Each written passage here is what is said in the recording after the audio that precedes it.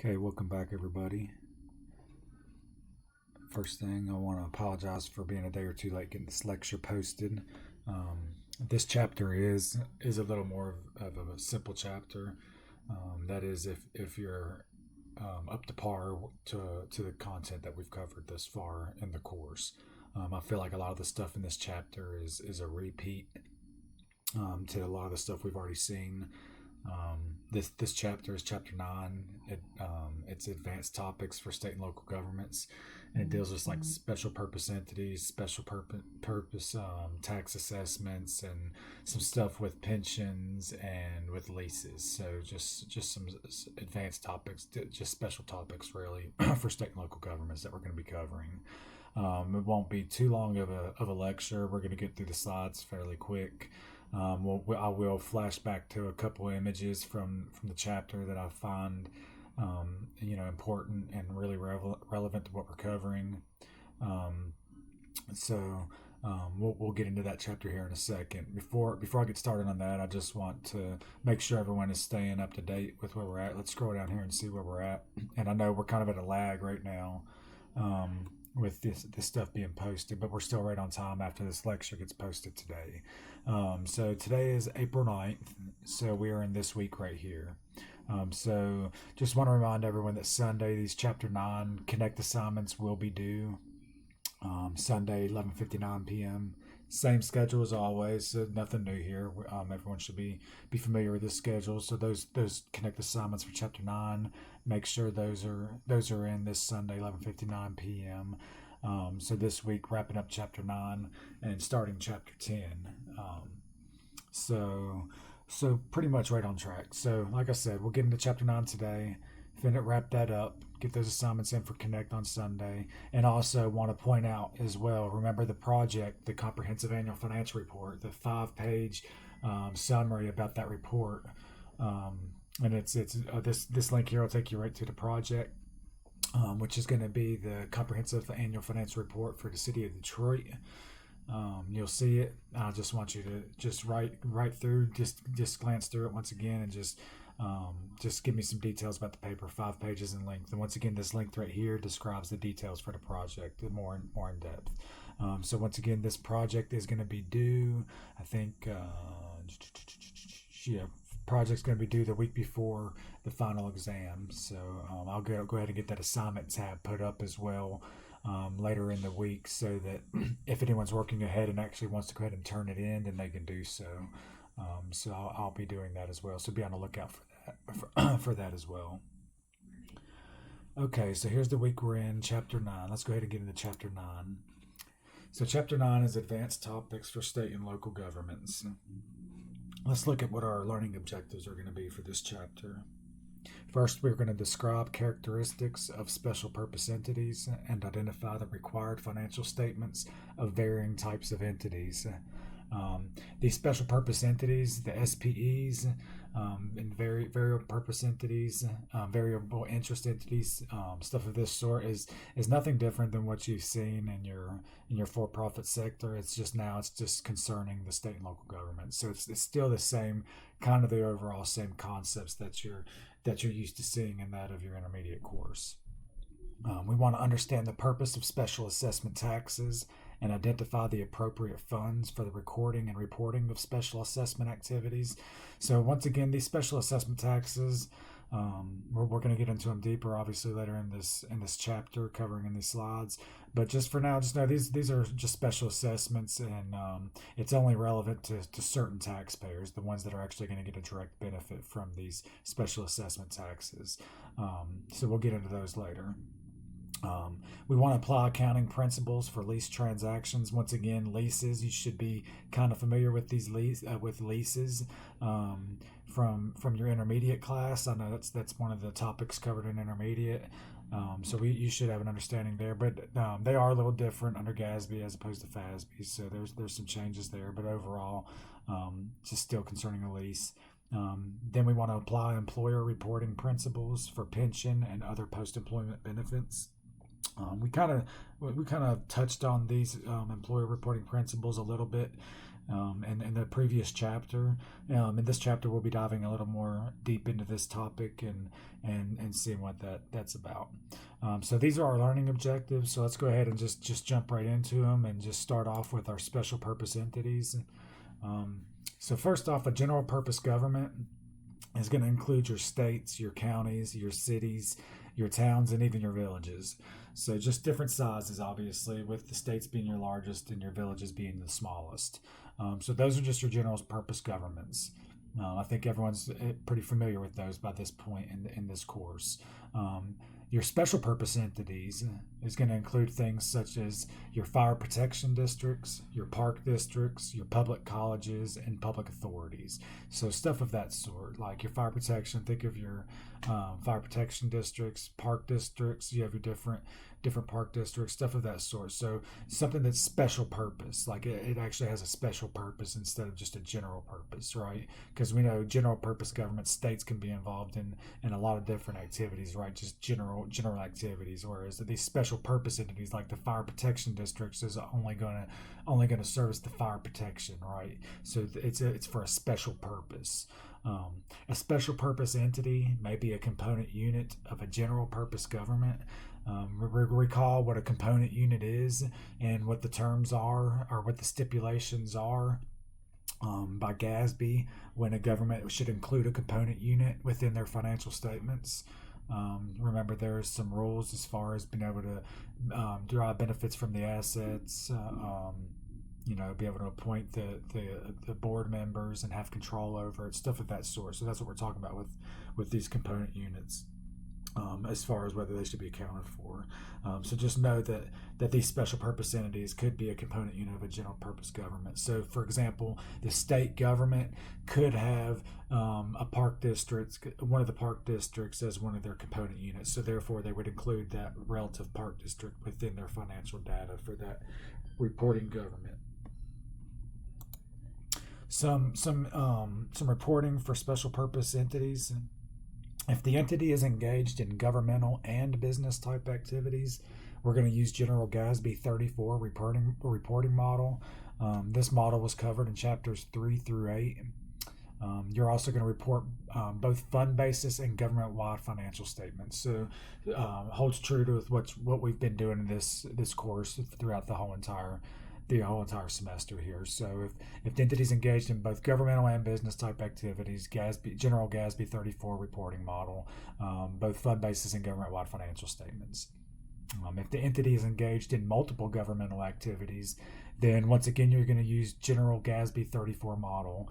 Just here we're going to omit enterprise fund statements, which are not going to be applicable, obviously, because enterprise funds are not governmental activities. So again, report both fund basis and government-wide financial statements. Obviously, with the GASB 34 model, we know that's applicable to the fund basis that needs to be reconciled and converted to the government-wide financial statements.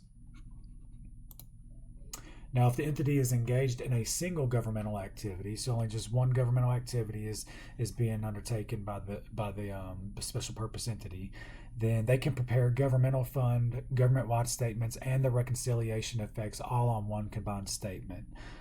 So if they have just one fund, then we can see that effect all in one combined statement. So let's actually take a look at that right now. So this is just an example pulled directly from the book of just how it could be displayed just on one statement. So this is going to be the Salem Fire Protection District, okay? The governmental funds balance sheet and statement of net position, right? So we know the governmental funds balance sheet is going to be converted into the actual statement of net position when we move from governmental funds to the government-wide statement, right? And obviously the balance sheet and statement of net position is the same thing as the balance sheet and statement of net position. So here we can see on the fund basis here, we can see that we have a general fund and a special revenue fund and a total column. So they have one activity going on here, but they have two different funds to account for that one activity, right? So obviously there's the activity within the general fund, obviously starting with assets, then liabilities, and then fund balance. And notice we have our 5 categories of fund balance, and then net position down here, right? So then we have our total column here, summing from left to right. And then notice here we have our adjustments to government-wide. Recall these entries here. We went over these in the previous chapter when we were making our adjustments from fund level to government-wide basis. Same thing here. So everything we just covered from chapter 8 is this column here, getting to the as-if accrual basis on the statement of net position. If you recall here, this was the worksheet approach, where it was the effect of two different sets of journal entries, where one set of accounts or certain accounts would eliminate one another, and only one account from each of the journal entries would carry over to have the net effect, which would be the as if on accrual basis to get this column here. So this is just showing that, like it says here, if the entity is engaged in a single governmental activity, the entity can prepare a governmental fund. Here's that, the governmental fund. Government-wide statements and a reconciliation effect all on one statement. So here you have the government-wide, and here's the changes in it right here on the adjustments to the government-wide. So you're seeing everything on one statement here. So that's sufficient for the reporting of the overall government on one statement if they're included in one governmental activity. If the entity is engaged only in business type activities, the entity can prepare enterprise fund financial statements and no need for government-wide statements.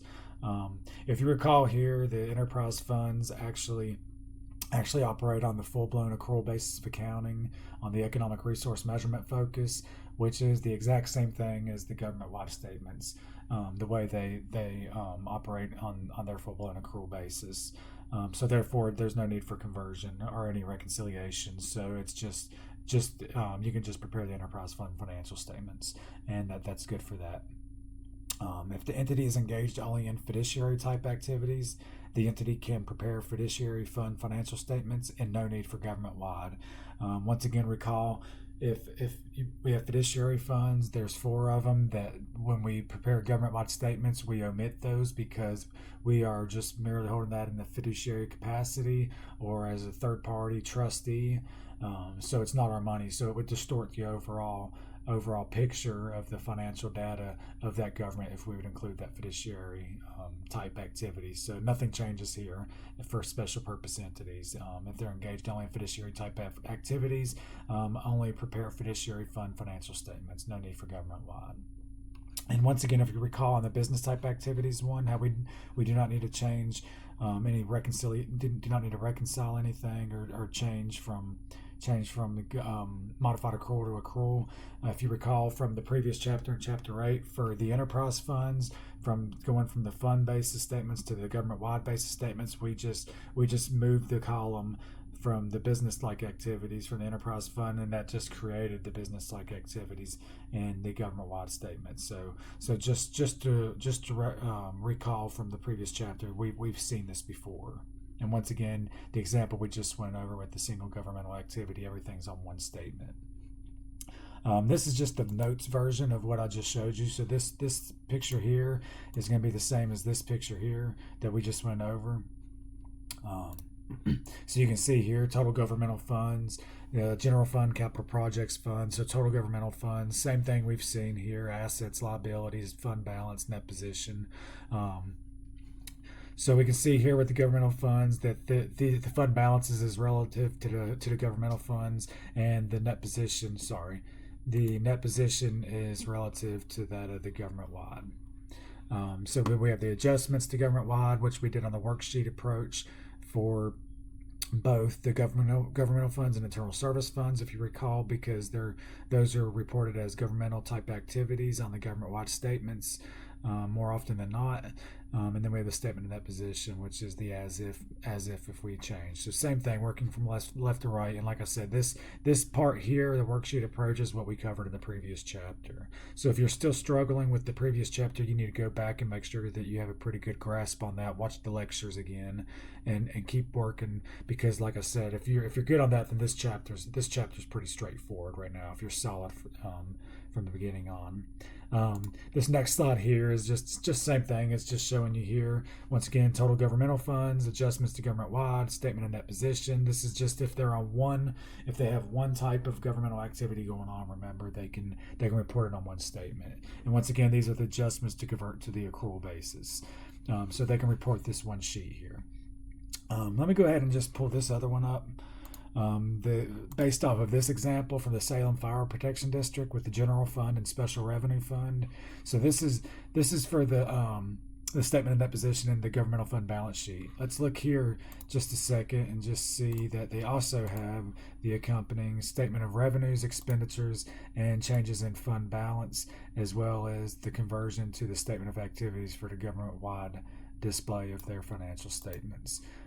So once again, same thing. Now we already know the format of the statement of revenues, expenditures, obviously. So we have our revenues, expenditures and expenses, other financing sources and uses, and then we will have our changes in fund balance, the all inclusive with the change in net position for the current period, the beginning, and then ultimately the end of the year. So with the all-inclusive approach. So nothing new here on this format. Once again, we have the adjustments to the government-wide, and recall that these are going to be the same entries we went over in Chapter 8, and this is the as if we were on the accrual basis the entire time. So this is just the accompanying statement of revenues, expenditures, and changes in fund balance, and the statement of activities for that of the Salem Fire Protection District. Just an example to show you that pretty much nothing's changed here. It's just showing you that the special purpose entity has the option to be able to show it on one page here. But everything holds true with the worksheet approach as it did for Chapter 8.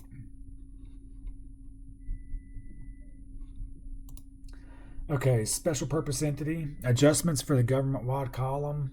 So once again, this is going to be for this column we're talking about, the adjustments to the government-wide column.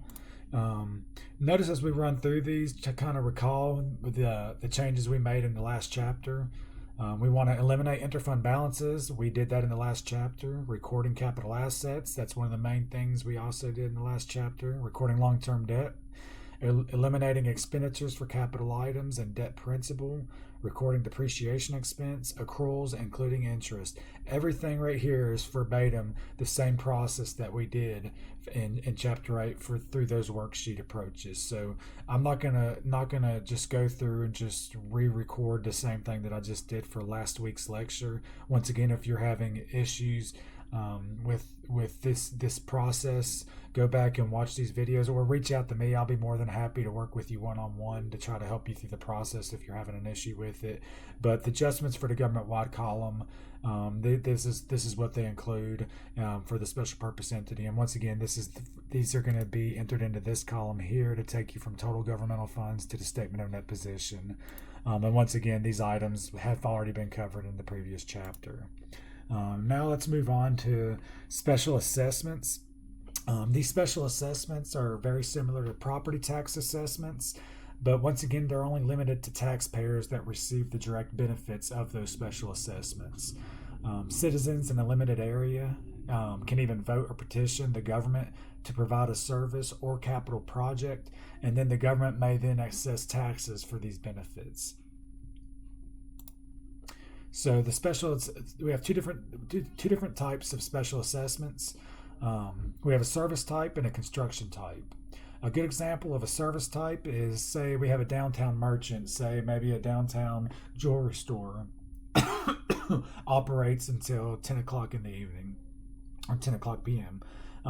So maybe they want enhanced police protection and are willing to pay for it through extra assessments. So maybe they want an extra police officer patrolling around downtown near their area where their employees are getting off work, after closing time when it's dark and where there's not a lot of other people out at that time. So they're willing to pay an extra special assessment tax in order to cover the cost of producing that service for that area of downtown to protect their employees and also their customers, because they don't want any of their customers to be mugged after leaving, making a purchase of an expensive piece of jewelry. So that's a good example of a service type for which a special assessment tax could be levied. A construction type, a good example of that would be a resident wants their street paved, or numerous residents within a neighborhood want their streets paved, and they're even willing to have the cost charged to them over a period of time. So they could, like we said in the previous example, they could petition their government or city council and and see if they could work out some arrangement to where they could have a special assessment tax levied for the paving of their road. And once again, just remember that the only people affected by these special assessment taxes are going to be the ones receiving the direct benefits. So, i.e., the people who would be driving on this road daily because they live on it, or the people here who would be working here in the downtown thing, which obviously would be covered by the merchant. Accounting for service assessments. The government will use whatever fund they normally use for that service to record the special assessment tax revenue. So same thing here. If it's for capital projects, most likely it's capital project special revenue for special revenue, or general purposes, put it in the general fund. So really just follow suit with what the normal protocol would be for that actual governing body. A good example: if the assessment for extra policing and police costs are in the general fund, then the assessments will be treated as general fund revenue. So once again, record the special assessment tax revenue in whatever fund they normally use. If the assessment were for service normally accounted for in a special revenue or enterprise fund, then use those funds. So once again, just follow protocol. Special assessments for debt finance capital assets. The accounting treatment depends on the extent to which the government is liable for the debt. So that's going to be how we determine the accounting treatment here. Is the government liable for the debt, or are they not?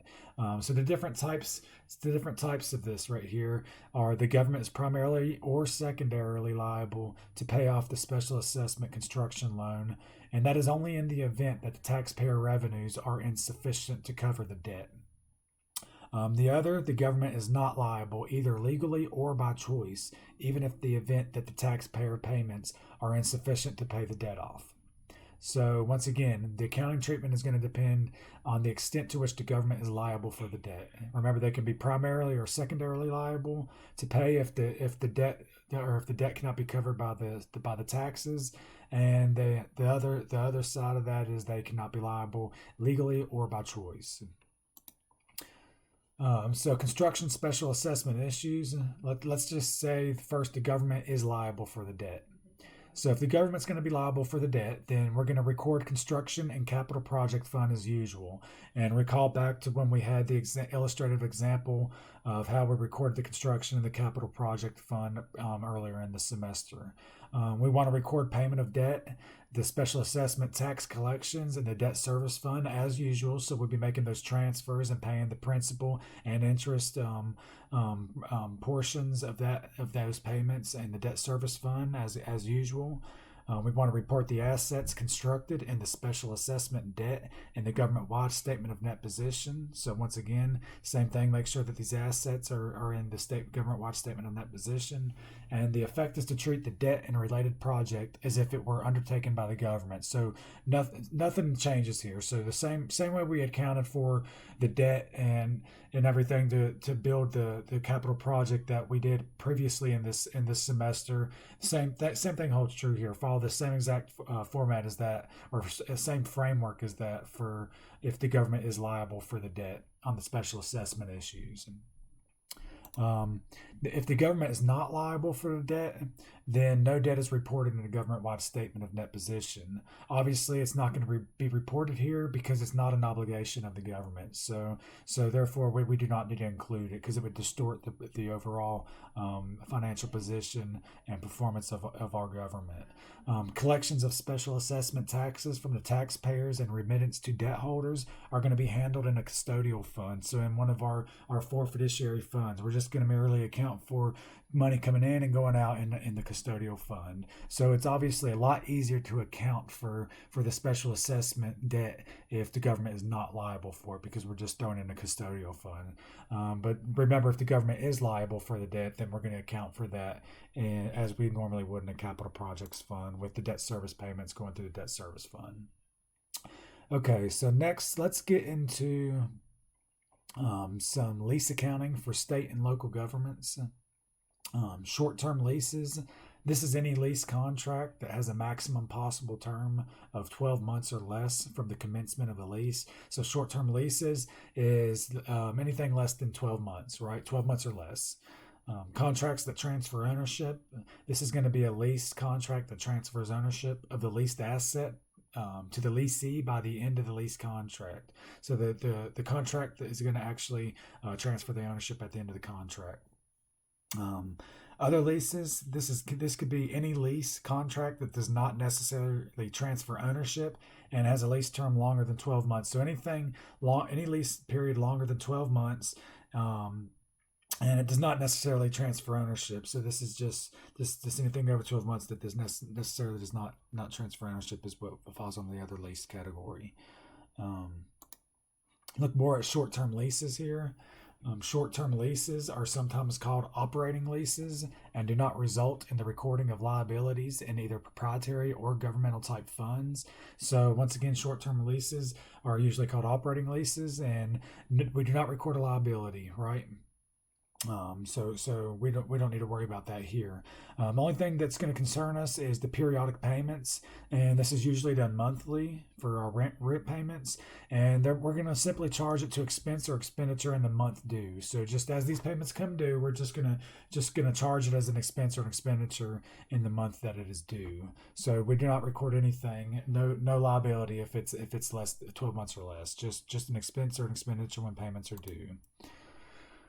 For capital leases exceeding 12 months, so in contrast, leases with initial terms exceeding 12 months result in the reporting of an intangible or capital asset and a liability on statements reported under the accrual basis of accounting. So this is kind of something that we're used to seeing here already in our for-profit accounting, something that you've seen in your intermediate course when covering leases, how you would report the liability at the present value of the minimum lease payments due.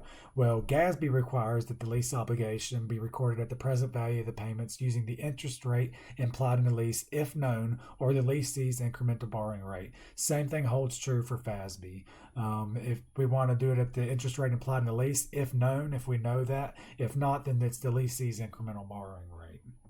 So once again, these leases are something that we should be familiar with from intermediate already, but just a little bit of variances to them here under GASB. So the lease payments are going to be comprised of two amounts: interest on the outstanding obligation and the payment of principal. So in addition to the lease obligation, an intangible asset is recorded for the present value of the payments plus any down payment made at the inception of the lease. So a lot of times there could be an annuity, if it'd be an annuity due, if there's a down payment at the inception of the lease. That's what we're talking about here. So in addition to the lease obligation, we need to recognize that down payment as well. So the intangible asset is amortized to expensed over the shorter of the lease term or the underlying asset's estimated useful life. So once again, same holds true in your for-profit sector.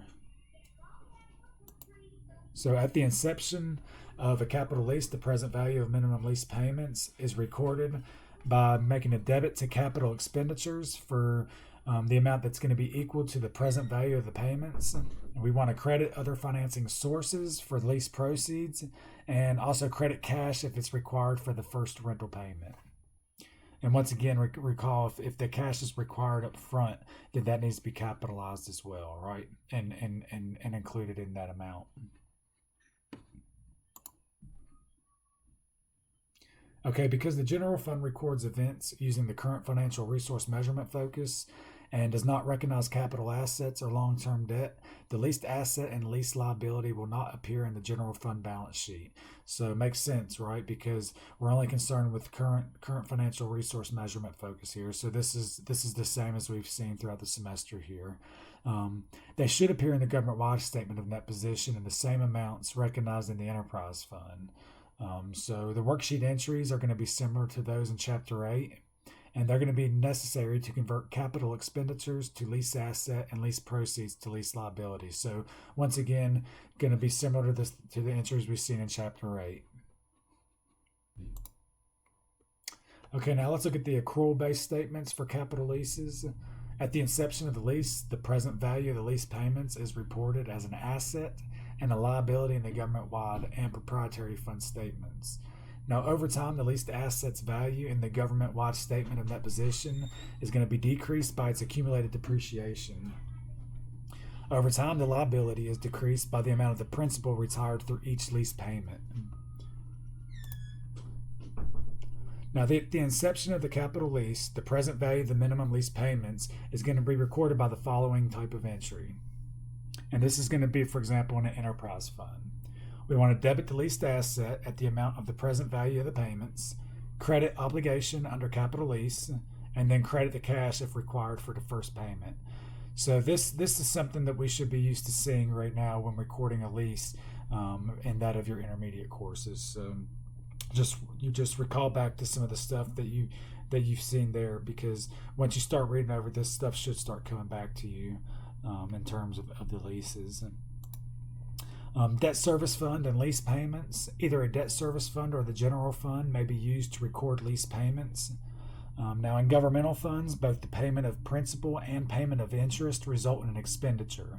If you recall, both payment of principal and payment of interest result in an expenditure. The journal entries need to keep the amounts separate. It's very important, and under these general fund or under the debt service fund, when they make the payment of the principal and payment of interest. And the reason why we need to make sure that we separate these two components is because only the principal portion reduces the net liability on the government-wide statement in that position. So we need to make sure that we separate the components of interest and that of principal. So when we go to make the conversion to the government-wide statements, that we have that amount for the principal portion, which reduces the net liability.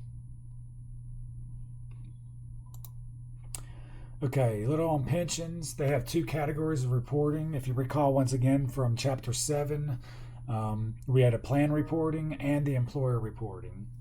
Now, the plan reporting is going to apply only to governments administering pensions. The statement of fiduciary net position reports the excess of currently available resources over benefits currently payable to retired employees. The statement does not report a liability for amounts expected to be paid to current employees when they retire in the future. Now for the employer reporting, if you recall, this applies whether a government manages its own plan or whether they participate in a plan administered by another government. So the employer reporting is required regardless of whether they administer their own plan or not. The central issues of employer reporting are the measurement and presentation of the net pension liability in statements displaying financial position and the related recognition of pension expenditure or expense. Okay, let's get a little more into the employer reporting. So we have three different components here. We have total pension liability, fiduciary net position, and net pension liability. So let's read through what these are, and then I'm going to take us to an actual presentation of what this employer reporting would look like for these three components. So the total pension liability is going to be the actuarial present value of projected pension benefits that are attributable to years of service already performed.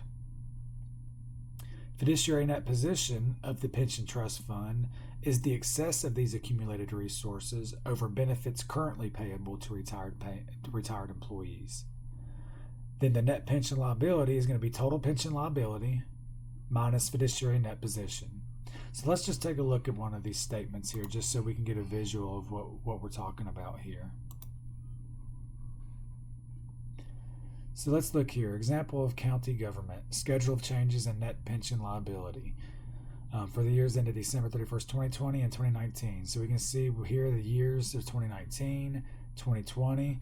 We have total pension liability, which, if you recall, is the actuarial present value of projected pension benefits that are attributable to years of service already performed. So let's just look at some of the components under total pension liability. We have service cost. Let's just look at 2020 since that's actually the year we're in right now. So total pension liability, service cost $350,000, interest of $500,000, change in benefit terms, nothing relative for this term, changes of assumptions, nothing changed. Benefit payments, including refunds, so $170,000. Net change in total pension liability. So if we add these up, back this out, we get $680. Total pension liability beginning of the year was $7 million. We add these together, and total pension liability end of the year ACE is $7.68 million. So that's our total pension liability. So that's That's an example right here. If you look at this sheet here of this example of county government. Total pension liability, 7.68. That's what it's talking about right here for total pension liability. The actuarial present value of projected pension benefits that are attributable to years of service already performed. So this means right here, this 7.68 is relevant to the benefits that are attributable to years of service already performed.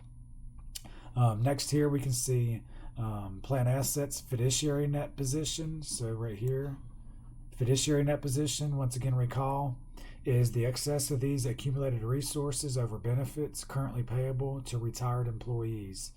Okay, so let's see here. Contributions by the employer for the period were $300,000. Net investment earnings was $520,000. Benefit payments, including refunds, $170,000. Net increase in fiduciary net position.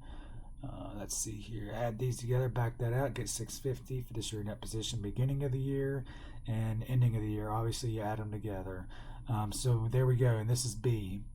So plan assets, fiduciary net position. So once again, recall that these right here is going to be the excess of these accumulated resources over benefits currently payable to retired employees. So that's what the 6.85 million represents right here.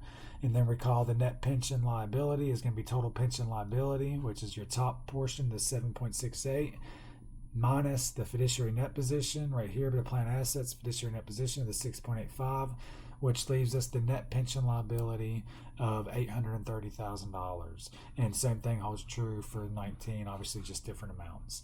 So that's an example of the statement right here for the employer reporting for pensions, for the net pension liability, of how you go about finding that. So it's always good, I think, to get the visual to actually see what the words are telling us here. Okay, let's see here.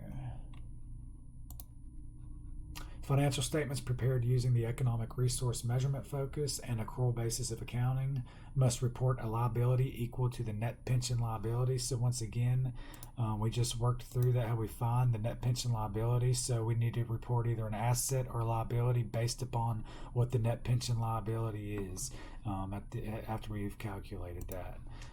So proprietary fund statement of net position and government-wide statement of net position. Pension expenditure for governmental funds. Pension expenditures for governmental type funds are going to be equal to the amount paid to the pension fund for current year service, plus any accruals for amounts to be paid from current financial resources. Pension expense. Now this is obviously going to relate to proprietary funds and government-wide statements. Every year, 3 items affect both net pension liability and pension expense. These items consist of the current period service cost, interest on total pension liability, and the projected level of earnings on plan investment. Okay. Additional expense is recognized for changes in the benefits terms, changes in demographic and economic assumptions, and differences between projected and actual investment returns. And if you recall these changes that we just went through here, you could see those actually on the statement that we just looked at.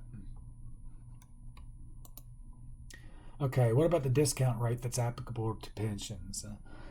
If pensions are being fully funded, so therefore there's no liability, we fully funded the pensions, right? So they're being fully funded, then the appropriate discount rate is the long-term expected rate of return on pension plan investments. So if the pension plan is being fully funded, then the applicable discount rate is the long-term expected rate of return on pension plan investments, because those investments are actually covering what we needed to do. So it's fully funded. So we're gonna use that discount rate as the applicable rate. To the extent these conditions are not met, so meaning that to the extent that the pensions are not fully funded. So so how far off are we from being funded? So are we 100,000 shy or 200,000 shy from being fully funded? So to the extent these conditions are not met, governments are required to use a discount rate based on municipal bond yields, which makes sense. So now we're gonna use a discount rate applicable to the discount rate based on municipal bond yields, because now we're gonna kind of be relying on these bonds. So if we can't cover it through what we're doing within the plan, being fully funded on the plan's investments, then obviously then we're gonna use the rate that we get on the bonds. So just to keep in mind there on what type of discount rate is applicable to the pensions. If it's fully funded, use the pension plan investments rate of return on the long-term expected rate, and to the extent conditions are not met, use the discount rate based on municipal bond yields. Other post-employment benefits, known as OPEB. These are going to be retiree benefits other than pensions, and they are going to include health care, disability, long-term care, which is going to be like nursing home, for example. If you've ever had a loved one that goes to a nursing home, know that this can be a very expensive process if you do not have this type of care. So that's another type of care that's provided through these governments, and also life insurance. So once again, healthcare, disability, long-term care, i.e. nursing home, and life insurance. So the reporting levels for the OPEB, which is the other post-employment benefits, just like pensions, there are going to be two levels of reporting for the plan, which is a fiduciary activity, and then the employer reporting. So same thing, two different levels here, just like pensions. Unlike pensions, however, many governments operate on a pay-as-you-go basis. What this means is that no assets are set aside for the OPEB benefits, and there is usually no trust to report among the fiduciary funds, so they just pay as they go. More on employer reporting. The accounting for the OPEB obligations is going to be very similar to that described for pensions. Financial statements prepared using the economic resource measurement focus and accrual basis of accounting are going to report a liability equal to the net OPEB liability. So same thing, so just like the net pension liability has to be reported, so does the net OPEB liability. And also, like pensions, the net liability is the actuarially computed present value of projected benefit payments, and that's going to be less the assets currently available in the plan to meet those obligations. Now, for many governments, there are no assets that are currently available, and the net liability will equal the total projected OPEB liability. So just a little bit on the OPEB employer reporting there. So once again, this wraps up Chapter 9, Advanced Topics for State and Local Governments. Once again, we just covered the special purpose entities, special assessments, we had some leases, and then pensions. Pretty much, like I said, everything we covered here is just where these advanced topics, where they fall in line to how you account for them, in which ways we've already covered throughout previous chapters of this class. So like I said, I think this is a pretty straightforward chapter. It's really just tying in a few other topics here. But the basis and the foundation of how to handle these topics and how to account for them has already been set, so that's all good there. Once again, a lot of the stuff from this chapter has been covered in Chapter 8 for the worksheet approach, which I think is probably the most difficult chapter that we cover. So we're pretty much downhill from here for the most part. Like I said before, make sure you get your Chapter 9 Connect assignments in by 11:59 p.m. this Sunday. Those will be due. If you have any issues or any questions concerning any of those assignments, please email me. I'm available. I would be more than happy to help you. So that's all for Chapter 9. Also remember, as I said at the beginning of the class, continue working on your final project that's going to be due here in the next couple of weeks. So please don't hesitate on that. Get that going as well, and be on the lookout for the Chapter 10 lecture. I'll be posting that by early next week. So I hope everyone's staying safe out there. Everyone have a good day, and just be on the lookout for the next chapter. And once again, please reach out to me if you have any questions with anything. Thank you.